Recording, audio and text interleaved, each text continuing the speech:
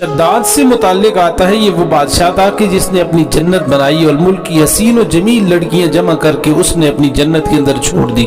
इस सोच की बुनियाद पर कि ये जन्नत की हूरें हैं और ये जन्नत की हूर गिल्मा हैं। अफसोस के मुकम्मल 10 साल तक ये काफिर शद्दाद इस इरादे में रहा, कि इस तमन्ना में रहा, इस ख्वाहिश के अंदर रहा कि मैं कब अपनी आंखों से जन्नत को देखूंगा। हाय, जब ख्वाहिश और तमन्ना ने जोश मारा ना, तो काफिर शद्दाद ने क्या किया कि अपने साथ 200 गुलामों को लेकर जब ये जन्नत की तरफ जा रहा था, तो देखूं तो सही कि अपनी बनाई हुई जन्नत कैसी लगती है। अपनी आंखों से 10 साल से ये इरादा करता रहा, तमन्ना और ख्वाहिश करता रहा कि कब अपनी आंखों से अपनी ही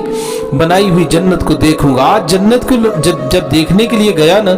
तो जन्नत के करीब जैसे ही पहुंचा, उसने अपने गुलामों को बाहर छोड़ा और कि जन्नत के अंदर मैं अकेला ही जाऊंगा, कोई मेरे साथ नहीं जाएगा।